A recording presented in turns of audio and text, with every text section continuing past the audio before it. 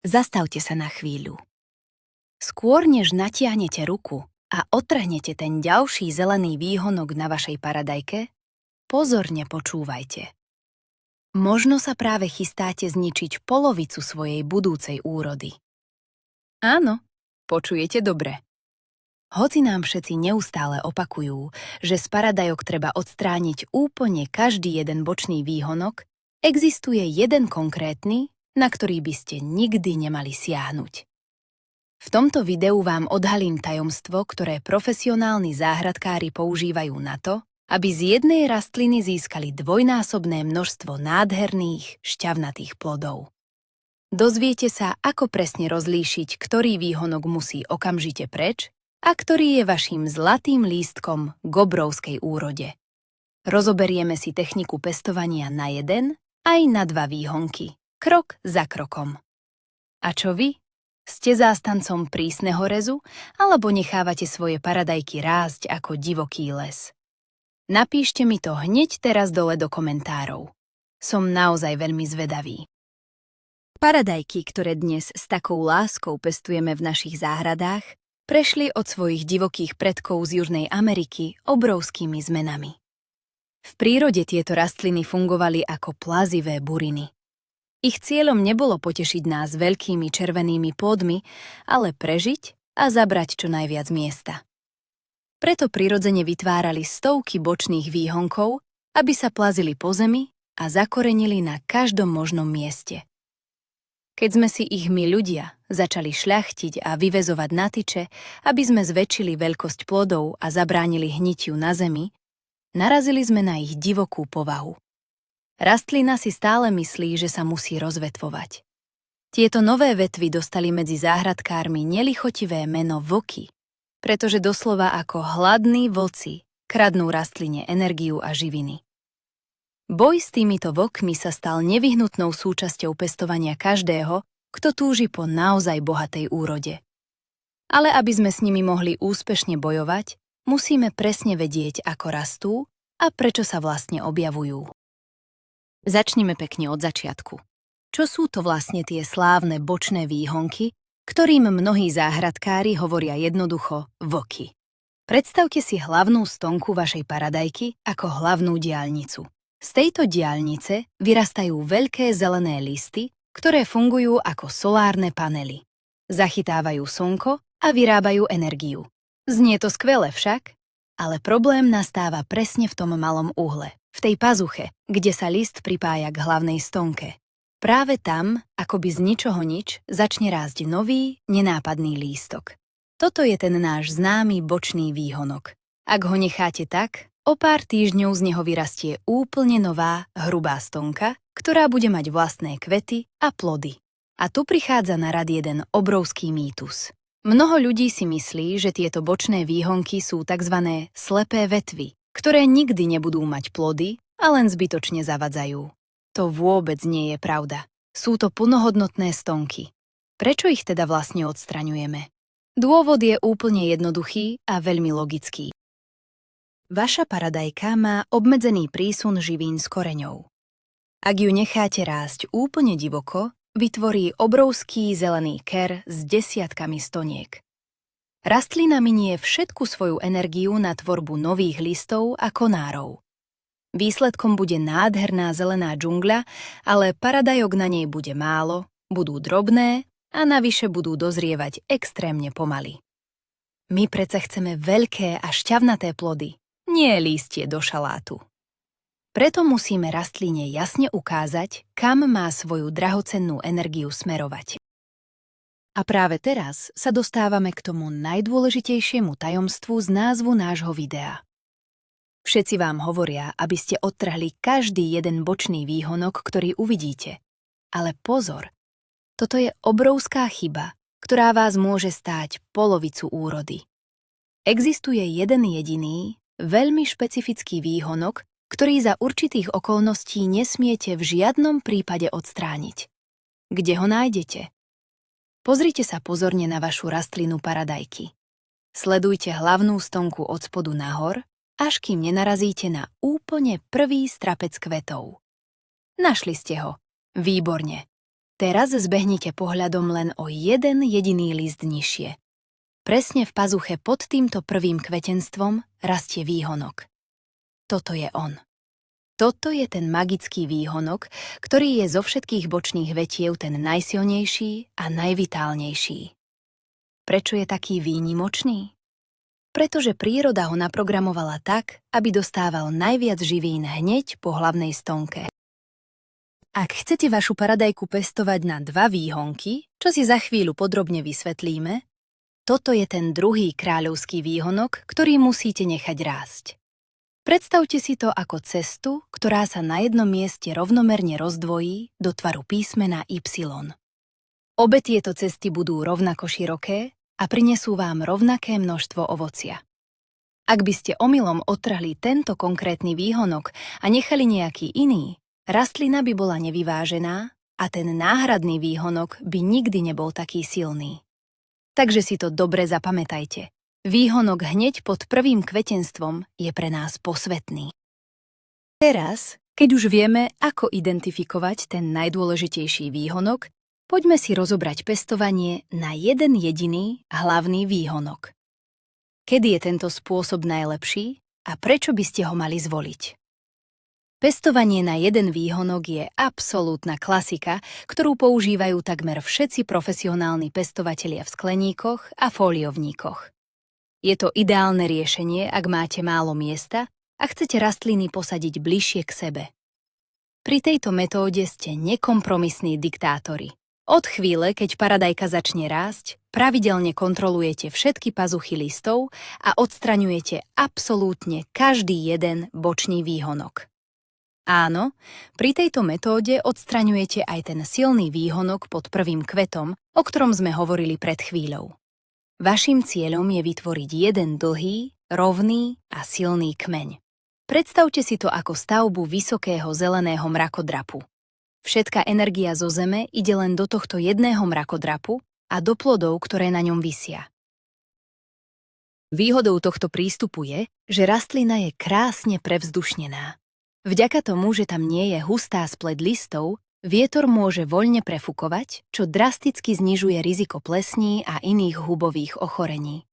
Navyše, plody na takto vedenej paradajke bývajú spravidla tie najväčšie a dozrievajú o niečo skôr, pretože na ne lepšie svieti slnko.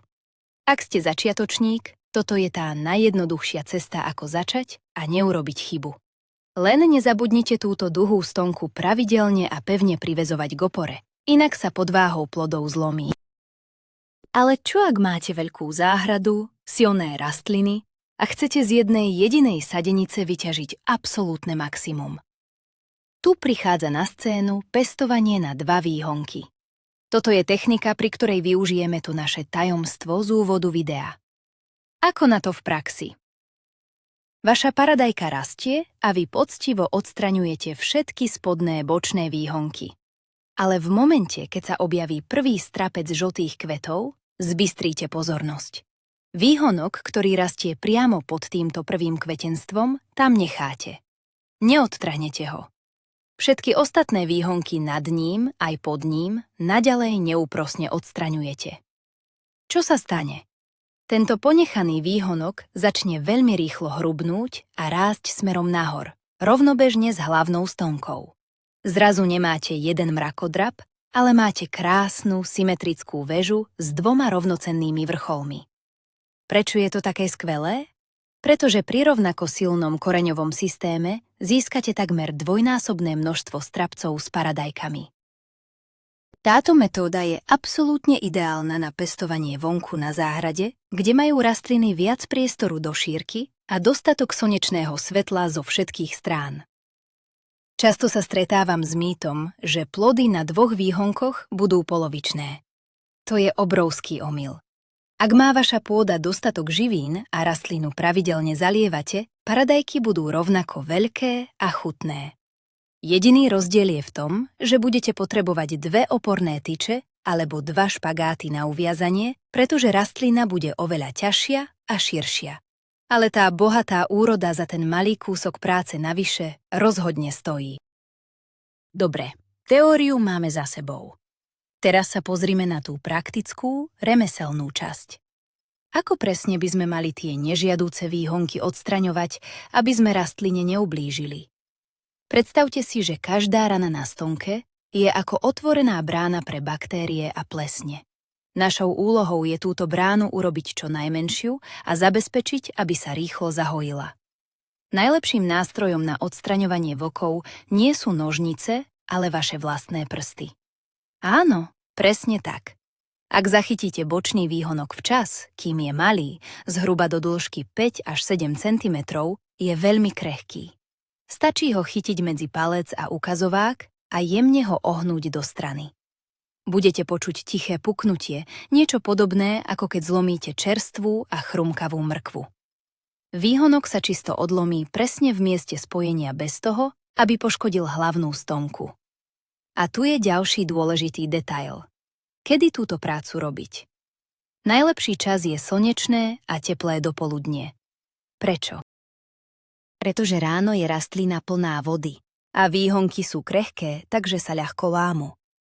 A vďaka slniečku a teplému vzduchu počas dňa rana extrémne rýchlo zaschne a vytvorí sa na nej ochranná jazva. Ak by ste to robili večer, do rany by sa mohla dostať nočná rosa a riziko infekcie by prudko stúplo. Čo robiť, ak ste na výhonok zabudli a on medzi tým zhrubol na hrúbku ceruzky? Vtedy už prsty nepoužívajte. Hrozí riziko, že zo stonky stiahnete dlhý pás kože. V takom prípade vezmite čistý a vydezinfikovaný nôž alebo ostré nožnice a výhonok odrežte kúsok od hlavnej stonky. Možno si teraz hovoríte, dobre, otrhol som plnú hŕsť krásnych zelených a zdravých bočných výhonkov. Je mi celkom ľúto ich len tak vyhodiť do kompostu. A viete čo? Vôbec ich tam vyhadzovať nemusíte. Tu je jeden z najlepších záhradkárskych trikov, o ktorom sa málo hovorí. Tie bočné výhonky, ktoré ste práve odstránili, sú v skutočnosti dokonalé klony vašej materskej rastliny. A paradajky majú jednu úžasnú a priam magickú vlastnosť. Dokážu neuveriteľne rýchlo a ochotne vytvárať nové korene priamo zo stonky. Ak máte nejaký výhonok, ktorý je dlhý aspoň 10 až 15 cm, jednoducho ho vezmite a vložte ho do pohára s čistou vodou. Pohár položte na svetlé miesto, ale nie na priame, ostré slnko. Bude to vyzerať trochu, ako keby ste si dali do vázy zelenú kyticu. Ak budete vodu pravidelne meniť, aby sa nepokazila, už po 5 až 7 dňoch uvidíte niečo fascinujúce. Ze spodnej časti ponorenej stonky začnú vyrastať malé, biele korienky. Keď budú mať korienky aspoň 3 alebo 4 cm, môžete túto novú, mladú rastlinku pokojne zasadiť priamo do zeme alebo do kvetináča. Takto si môžete úplne zadarmo a veľmi rýchlo namnožiť svoje obľúbené odrody paradajok. Je to ideálny spôsob, ako nahradiť rastlinu, ktorú vám napríklad zlomil vietor alebo zničil nejaký škodca. Je to doslova nekonečná zásoba nových sadeníc, ktorá vzniká z niečoho, čo iní ľudia považujú za obyčajný a nepotrebný odpad. Počas mojich rokov v záhrade som videl mnoho začiatočníkov, ktorí pri vyštipovaní paradajok robia stále tie isté, dookola sa opakujúce chyby. Poďme si ich rozobrať, aby ste sa im mohli oblúkom vyhnúť. Tou úplne najčastejšou chybou je strach a nerozhodnosť. Mnohí ľudia čakajú príliš dlho, boja sa výhonok odstrhnúť, keď je malý, a čakajú, kým z neho vyrastie obrovská metla. Výsledkom je, že rastlina už stratila obrovské množstvo energie na niečo, čo nakoniec aj tak skončí v koši. Navyše, odstraňovanie hrubých výhonkov zanecháva na stonke obrovské rany. Ďalšou fatálnou chybou je nesprávna technika trhania. Ak ťaháte výhonok smerom nadol, namiesto toho, aby ste ho ohli do strany, často sa stane, že spolu s ním stiahnete aj dlhý pás vrchnej vrstvy z hlavnej stonky. Predstavte si to, ako keď potiahnete trčiacu nitku na svetri a odpárate polovicu rukáva. Je to mimoriadne nebezpečné pre zdravie rastliny. A viete, čo je ešte horšie? Zámena listu za bočný výhonok. Už som videl prípady, keď neskúsený záhradkár v dobrej viere ostrihal z paradajky všetky hlavné listy a nechal na nej rásť len voky. Pamätajte si to základné pravidlo. List rastie priamo z hlavnej stonky a rastie horizontálne do priestoru. Bočný výhonok rastie v ostrom uhle priamo z pazuchy medzi listom a stonkou a smeruje vždy prudko nahor za slnkom. Ak sa naučíte rozpoznať tento rozdiel, vaša záhrada bude bezpečne zachránená pred katastrofou. Na záver nášho rozprávania o reze paradajok musíme nutne spomenúť jednu vec, ktorá môže zmeniť úplne všetko. Nie všetky paradajky na tomto svete sa smú takto strihať. Znie to prekvapivo, ale je to tak. Obrovským mýtom je tvrdenie, že každá jedna paradajka potrebuje vylamovať bočné výhonky. Aby sme neurobili fatálnu chybu, musíme si rozdeliť paradajky na dva hlavné tábory. Tie prvé sa volajú tyčkové, alebo inak povedané kolíkové paradajky. To sú presne tie, o ktorých sme celý čas hovorili. Rastú do obrovskej výšky, tvoria divokú džungľu a my ich musíme rezať na jeden alebo dva výhonky. Ale potom je tu druhý tábor, a to sú tzv. Kríčkové paradajky. Toto je úplne iná liga. Kríčkové paradajky majú vo svojej genetike zakódované, že po vytvorení určitého počtu listov a kvetov automaticky ukončia svoj rast na hlavnej stonke. Ich stratégia prežitia a tvorby plodov spočíva práve v tom, že sa divoko rozvetvia. Ak by ste pri kríčkovej paradajke začali poctivo vyštipovať všetky bočné výhonky a voky, viete, čo by sa stalo. Zostala by vám len jedna smutná, pol metra vysoká stonka s 2 strapcami paradajok a rastlina by prestala rásť. Pripravili by ste sa o 90% úrody. Preto, kým vôbec k rastline pristúpite s úmyslom niečo otrhnúť, pozrite sa na obal od semienok alebo na štítok zo záhradníctva. Ak je tam napísané, že ide o kríčkovú odrodu, ruky preč. Nechajte ju rásť tak, ako si to sama príroda naplánovala. A sme vo finále. Dnes sme spoločne zbúrali ten najväčší mýtus, že každá vetvička na paradajke, okrem tej hlavnej, je náš úhlavný nepriateľ. Ukázali sme si ten jeden magický výhonok tesne pod prvým kvetenstvom, ktorý má moc zdvojnásobiť vašu úrodu, ak ho necháte na pokoji a povediete rastlinu na 2 výhonky. Tento jednoduchý, no prelomový poznatok mení pravidlá hry. Vysvetlili sme si, prečo je včasný a správny rez kľúčom k zdravým plodom a ako si môžete z odtrhnutých vetvičiek zadarmo vypestovať ďalšie rastliny.